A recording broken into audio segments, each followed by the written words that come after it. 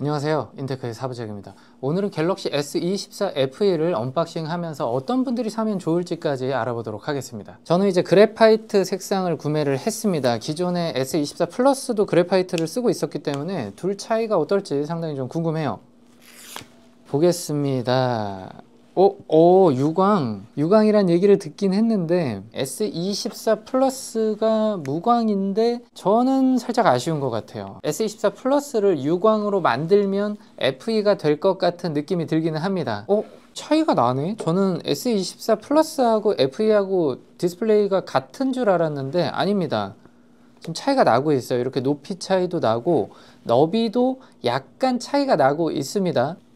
자, FE 시리즈가 나올 때 항상 베젤 그리고 디스플레이 이런 쪽에서 차이를 많이 두고 있었는데 이번에도 베젤에서는 차이를 보여주고 있고요. 디스플레이도 스펙상 보면 확실하게 차이가 납니다. 자, 그럼 제가 부팅을 하고 다시 돌아올게요. 잠시만요. 초기 설정을 하면서 만져보니까 생각보다 빠릿빠릿하다 라는 생각이 일단 들었습니다. FE라는 것에 대한 기대치가 제가 별로 없어서 그런 것 같아요. 전반적으로는 상당히 깔끔하게 잘 만들어졌다 라는 생각이 드는데 그 이유가 AP부터 한번 들어가서 보면 엑시노스 2400E라는 모델을 탑재하고 있습니다. S24하고 플러스가 엑시노스 2400을 탑재하고 있는데 FE 전용 AP를 탑재하고 나왔다고 합니다. 엑시노스 2400을 생산하다가 조금씩 하자가 있는 제품들을 모아놨다가 이번에 FE 전용 AP다라는 이름으로 2400E를 붙여서 판매를 하는 것 같아요. 벤치 테스트 결과를 보면 5%에서 10% 정도밖에 차이가 나지 않습니다. 그래서 제 개인적인 생각으로는 2400E를 탑재하고 나왔다라는 부분이 그렇게 욕먹을 부분은 아닌 것 같습니다.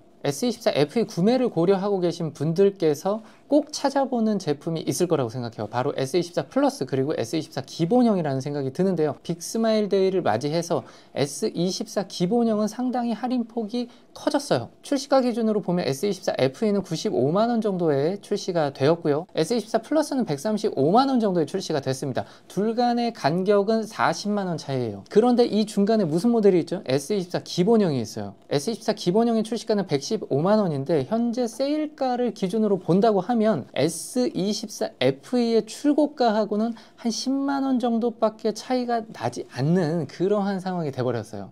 자, 그러다 보니까 S24 FE를 굳이 살 필요가 있냐, 그 돈이면 그냥 기본형 24를 사는 게 맞지 않냐 라는 이야기도 꽤 많이 나오고 있고요. 저도 그러한 생각에는 동의를 해요. 그런데 S24 기본형과 S24 FE는 엄연히 사이즈 면에서 다른 폰입니다. S24 FE 같은 경우는 6.7인치고요 24 기본형은 6.2인치입니다 여러분들께서 자꾸 빠릿한 폰을 찾는다고 하면 FE는 거들떠볼 필요도 없어요. 그냥 기본형으로 가시면 됩니다. 그런데 나는 조금 더 큰 화면 그리고 배터리 용량이 큰 그러한 폰을 찾고 있는다고 하면 사실은 둘 간의 비교 대상이 저는 아니라고 생각을 합니다. 자, 그러니까 플러스와 FE가 같은 급이라고 놓고 봐야 얘기가 시작이 될 수 있는 거예요. 자, 디스플레이 특징을 한번 말씀을 드려보겠습니다. S24 FE의 디스플레이는 6.7인치 AMOLED가 탑재되어 있어요. 그런데 S24 플러스하고는 차이가 좀 납니다. 플러스는 QHD 해상도를 가지고 있는데 FE는 FHD 해상도를 지원하고 있습니다. 24 플러스의 경우에는 2600니트까지 올라가는 반면에 24 FE의 경우는 1900니트에서 멈춥니다. 이 가격을 주고 FE를 사느니 퀀텀 사는 게 낫다라는 말씀도 하는데 퀀텀의 경우에는 디스플레이가 더 안 좋아요.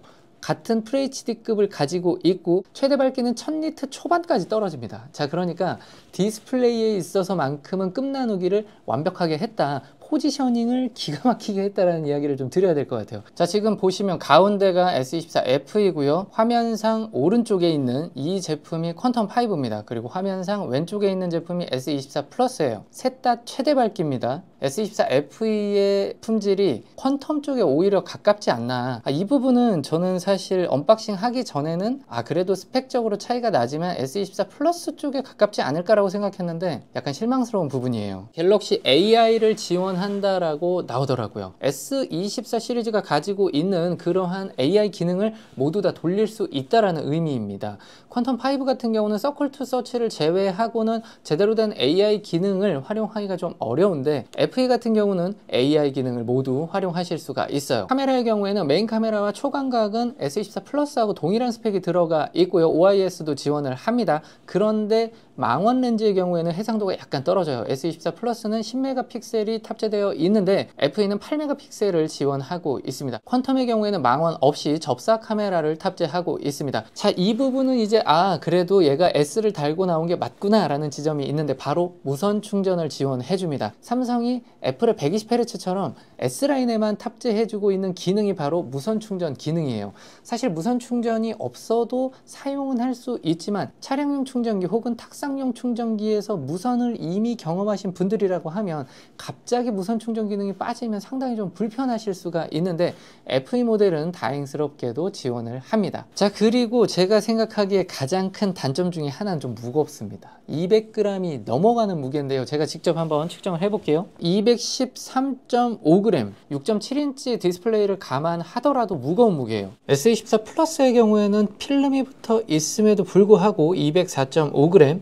퀀텀5 214.3g, 오차 범위로 본다면 두 모델은 거의 무게가 같다라고 말씀을 드릴 수가 있겠는데요. 퀀텀5의 경우에는 5000mAh의 배터리를 탑재하고 있기 때문에 그러면 얘는 어디서 무게가 늘어난 거냐, 제가 종합적으로 판단을 했을 때 FE라는 네이밍 자체가 일단 좀 문제인 것 같아요. 나올 때마다 욕을 먹고 있잖아요. 팬들이 원하는 기능을 남겨놓은 게 팬 에디션인데 이 제품은 과연 그러한가 라는 아이덴티티적인 접근을 했을 때는 욕을 좀 먹을 수도 있는 것 같아요. 제가 오프닝에서 말씀드렸다시피 FE 모델에 대한 기대치가 없기 때문에 좀 빠릿빠릿한 게 놀라운데요 라는 이야기를 했잖아요. 자, 이렇다 보니까 네이밍을 좀 바꿔서 나온다고 하면 지금 나오고 있는 논란들이 저는 대부분 없어질 논란이라는 생각이 들어요. FE 모델만 놓고 생각을 한다면 작고 빠릿한 폰보다는 나는 좀 더 화면이 크고 무선 충전을 지원하고 AI 기능을 쓸 수 있는 그러한 폰을 원한다고 하면 S24 FE가 정답이 될 수도 있는 거예요. 우리 모두가 같은 기준으로 폰을 고르지는 않잖아요. 무조건 최신 폰을 찾는 분들이 아니라고 한다면 저는 충분히 어느 정도 감안하고 쓸 수 있는 가격대라는 생각이 들거든요. 하지만 디스플레이적인 측면에서는 좀 아쉬움이 남는 건 사실입니다. 네, 오늘은 S24 FE를 제가 언박싱 하면서 여러 가지를 말씀드렸는데요. 혹시나 궁금한 점이 있다고 하면 댓글로 달아주세요. 제가 답변해 드리도록 하겠습니다. 저는 또 재밌는 영상으로 찾아올게요. 또 봐요.